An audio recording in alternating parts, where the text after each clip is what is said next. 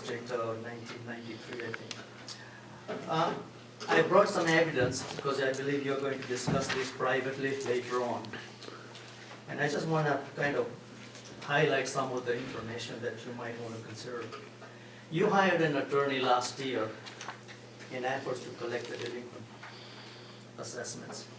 Well, I gotta tell you, your attorney does not have your interest at heart. The only interest your attorney has is maximizing legal fees and nickel and diming us in the effort to collect. And that is born in the documents I'm going to present to you. We have been in dialogues in December of 2012.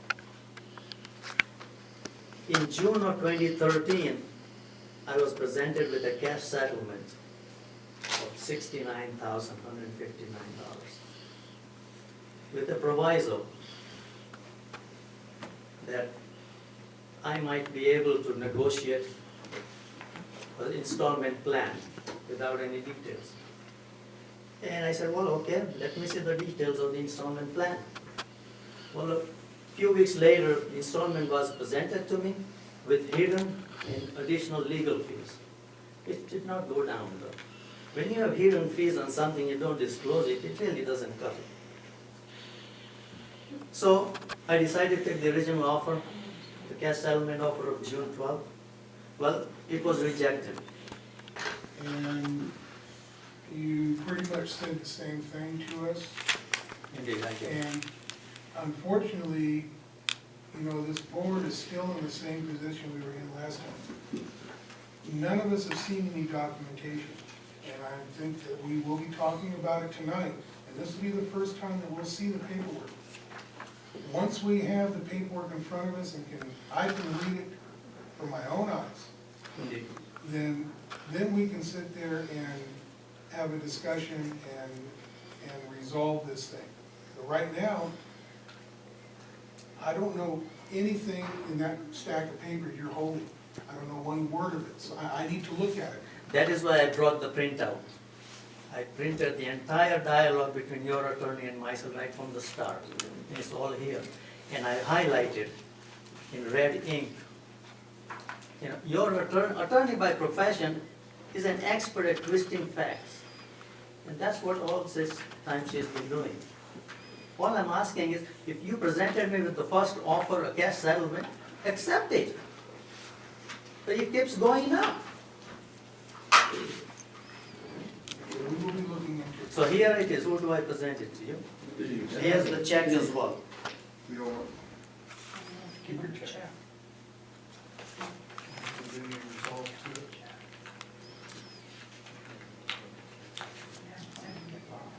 Thank you very much. Thank you. Okay, any other public comments at this time?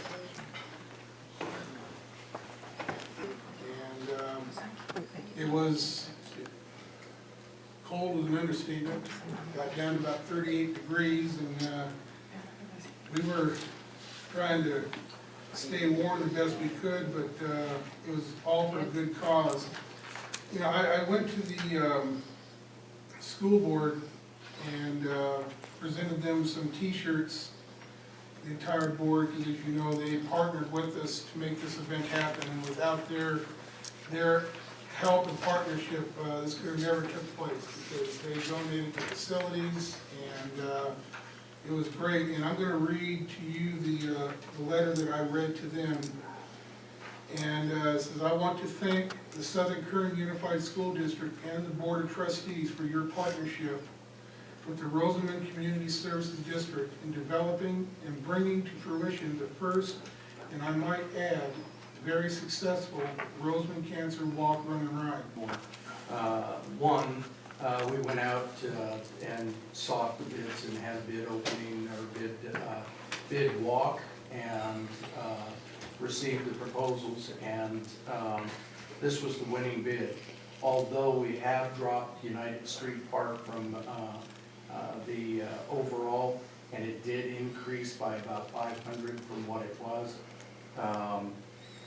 The responsibilities in the last contract were nothing like the responsibilities in this contract. If you, and I know a lot of people in the community have probably seen it and received calls on it, the parkways are dying, watering systems aren't repaired. None of that was getting done in the past. All of those things are expected, in addition to planting new shrubs, doing a remake or makeover and getting those parkways back up to speed and everything else. So there's more responsibility. We will be watching the contract for performance, and it's totally justified. I can't divulge the numbers, but suffice it to say, the numbers were almost identical. It was just kind of piecemeal. So when somebody would get a notice that there was something wrong, I can only guess that they went out, patched it, and went on about their business and didn't get back to an actual repair.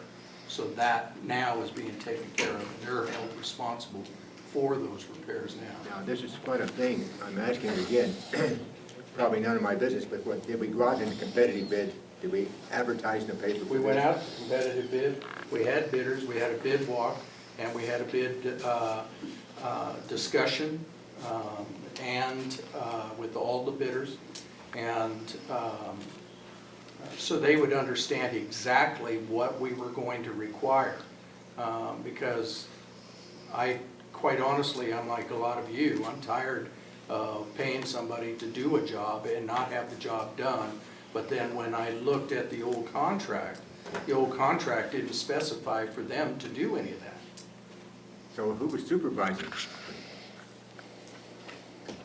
That's up to the district. Yeah, but I mean, While you were on the board, whoever was responsible at that time, all of this didn't just happen in the last year. This has been going on for the past decade or longer. Does this contract also cover the sidewalks along Hook? The sidewalk, Like there's all the bushes and the those the block bushes walls up right there, yes. If we have to look at that, the numbers are gonna skyrocket. Yeah, they are. This has become the prevailing wage, these numbers skyrocket. Yeah, good question, Greg, but if they do, the number skyrockets. Because legally. Well, one of the things you can do, you can put, it'll skyrocket, you're right. Well, I think what we Or need to you do can is- hire a crew to do it, which is gonna be more expensive than what you're paying here. Well, I'm more worried about legally, because as a public agency, I know that any time that anybody comes in and does any kind of fence work, landscaping, whatever, you know, they may only pay their employees $8 an hour for every place else, but when they work at a government facility, they have to pay prevailing wage. Well, and that can be amended into the contract, because it's a requirement by law that they're gonna have to face.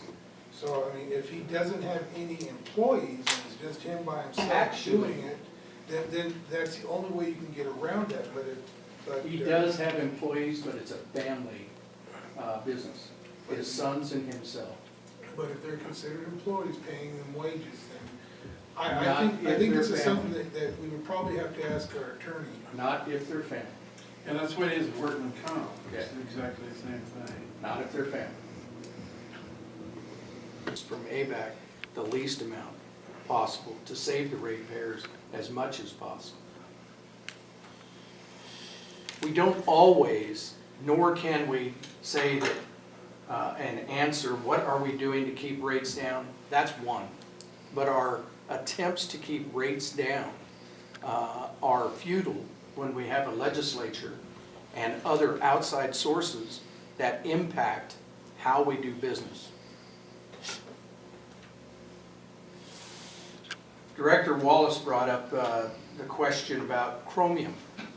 Currently, in this area, throughout our greater area, most of our wells have a quantity of arsenic in them.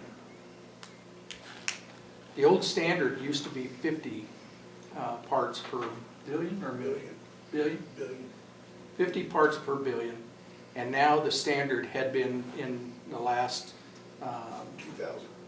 10 years, 13 years now, was reduced to 10.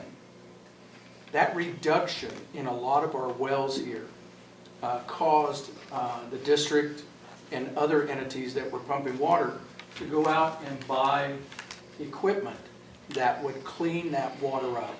Or they had to drill another well that didn't have high arsenic levels and blend the water so the arsenic levels fell within the acceptable range of 10 or below.